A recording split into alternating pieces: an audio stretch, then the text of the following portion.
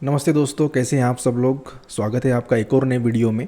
आज हम बात करने वाले हैं मेटा एड्स के बजट ऑप्टिमाइजेशन के बारे में। तो बजट ऑप्टिमाइजेशन होता क्या है और उसको कैसे हम लोग ऑप्टिमाइज़ कर सकते हैं, कैसे यूज़ कर सकते हैं, इसके बारे में हम लोग बात करते हैं। क्योंकि अगर आप अपने एड्स का बजट सही तरह से एलोकेट नहीं करोगे अपने कैंपेन्स में, तो पैसा भी वेस्ट होगा और रिजल्ट्स भी नहीं आएंगे। तो आज के वीडियो में हम लोग कवर करेंगे daily versus life time budget कैसे डिसाइड करें। ओके, देन कैंपेन्स को स्केल करने में कैसे करें विदाउट इंक्रीजिंग सीपीए, और मेटा का कैंपेन बजट ऑप्टिमाइजेशन यानी कि सीबीओ, ये जो फीचर है वो कैसे यूज़ करें फॉर मैक्सिमम रिजल्ट्स। तो दोस्तों, अगर आप चाहते हैं कि आपके एड्स का पैसा सही जगह आपको लगाना है और आपका आरओआई भी बढ़ जाए, तो ये वीडियो एंड तक ज़रूर देखना, ठीक है। तो इससे काफ़ी इंपॉर्टेंट आपको जो है नॉलेज और जानकारी मिलने वाली है। तो लेट्स गेट स्टार्टेड।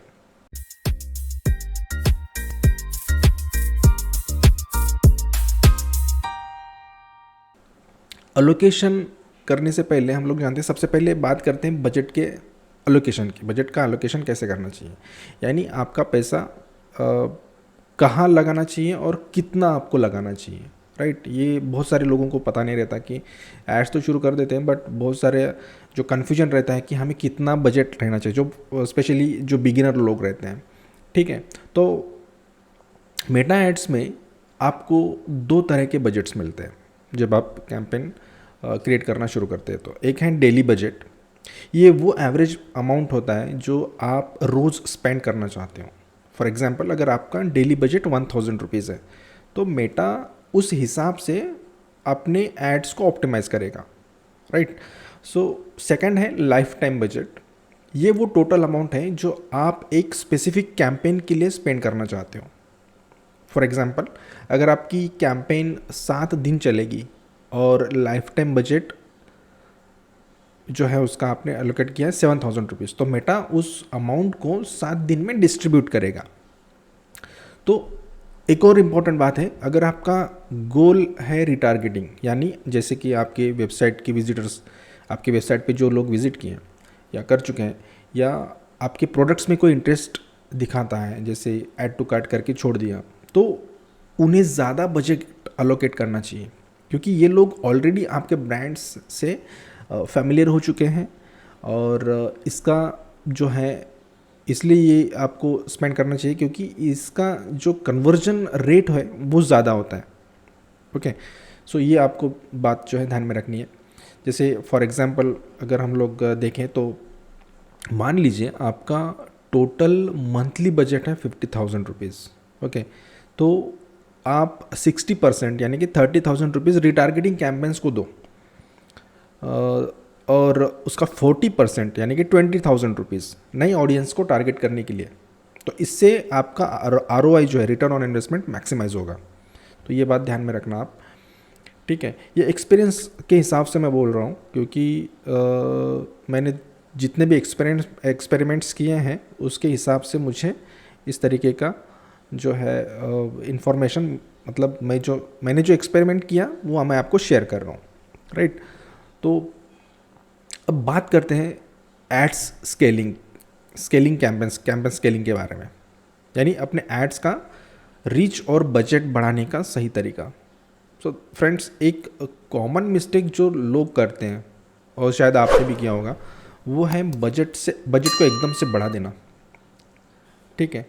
अगर आपका डेली बजट 1000 है और आप उस एक दिन में 5000 उसको इंक्रीज़ कर देते हो, तो मेटा का एल्गोरिदम कंफ्यूज हो जाता है। इसलिए हम ग्रेजुअल स्केलिंग करते हैं। अब ग्रेजुअल स्केलिंग का मतलब क्या है?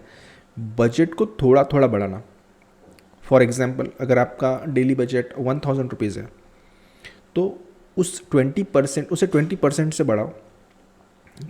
बढ़ाकर उसको 20% से बढ़ाकर 1200 कर दो, और 3 से 4 दिन वेट करो। अगर सीपीए स्टेबल रहता है तो फिर से 20% बढ़ा दो। और एक इम्पॉर्टेंट बात, अपने क्रिएटिव्स को ऑप्टिमाइज़ करते रहो, यानी नई इमेजेस, वीडियोस और कॉपीज़ को टेस्ट करो, क्योंकि अगर आप एक ही ऐड को बार बार दिखाएंगे तो ऑडियंस बोर हो जाएगी और रिजल्ट्स उतना नहीं आएगा जितना आप एक्सपेक्ट करोगे। तो मान लीजिए कि आप एक फैशन ब्रांड चला रहे हो या कोई ज्वेलरी ब्रांड के लिए एड्स रन कर रहे हो, तो आप हर हफ्ते नए आउटफिट के साथ नए क्रिएटिव्स बना सकते हो। इससे आपका CTR click through rate improve होगा और आपका CPA कम होगा। CPA मतलब कॉस्ट पर एक्विजिशन या एक्शन। अब बात करते हैं कैंपेन बजट ऑप्टिमाइजेशन CBO के बारे में। ये मेटा का एक स्मार्ट फीचर है जो ऑटोमेटिकली आपके बजट को डिफरेंट एड सेट्स में अलोकेट करता है ताकि आपको बेस्ट रिजल्ट मिल सके। फॉर एग्जांपल मान लो आपने एक कैंपेन बनाया जिसमें 3 एड सेट्स हैं।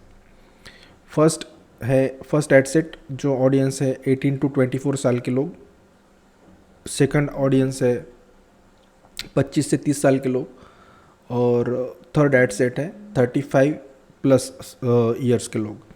तो अगर आपका डेली बजट 500 रुपये है तो CBO ऑटोमेटिकली डिसाइड करेगा कि किस ऑडियंस को कितना पैसा देना है। फॉर एग्जांपल अगर आपका ऑडियंस जो है सेकंड ऑडियंस ज़्यादा कन्वर्जन दे रहा है तो मेटा उसे ज़्यादा बजट अलोकेट करेगा।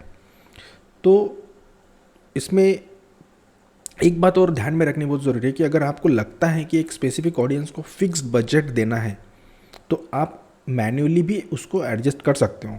ओके, सो इसके जो बेस्ट प्रैक्टिसेस हैं अगर आपको मैं बताऊं तो CBO को यूज़ करो जब आपके पास 3 या उससे ज़्यादा एडसेट्स हों। सो इसको ध्यान में रखो, रेगुलरली मॉनिटर करते रहो कि CBO कैसे बजट को अलोकेट कर रहा है। ठीक है, उसको मॉनिटर करते रहना बहुत ज़रूरी है। अगर कोई एडसेट अंडर परफॉर्म कर रहा है तो उसका बजट मैन्युअली एडजस्ट करते रहो। ठीक है, तो इस तरीके से आप इस बजट एलोकेशन की जो भी मैंने अभी आपको बताया तो उसको आपको ध्यान में रखना चाहिए। तो फ्रेंड्स, आज के वीडियो में हम लोग समराइज करते हैं अभी हमने क्या क्या देखा। बजट एलोकेशन, रिटारगेटिंग को ज़्यादा बजट दो क्योंकि उसका जो कन्वर्जन रेट है ज़्यादा होता है। ठीक है, सेकंड से कैंपेन स्केलिंग, बजट को थोड़ा थोड़ा बढ़ाओ और क्रिएटिव्स को रेगुलरली अपडेट करते रहो या उसको टेस्ट करते रहो। थर्ड है CBO, मेटा के कैंपेन बजट ऑप्टिमाइजेशन फीचर का यूज़ करो फॉर बेटर रिजल्ट्स। ठीक है, तो अगर आपको ये वीडियो पसंद आया है तो प्लीज़ लाइक करें, शेयर करें और अपने डाउट्स या सजेशंस जो भी हैं आप कमेंट्स में मुझे पूछ सकते हो। और हाँ, अगर आप डिजिटल मार्केटिंग और सोशल मीडिया एड्स के बारे में और भी सीखना चाहते हो तो हमारे चैनल को सब्सक्राइब करना मत भूलना। थैंक्स फॉर वॉचिंग और फिर मिलेंगे एक नए टॉपिक के साथ। Take care, bye bye.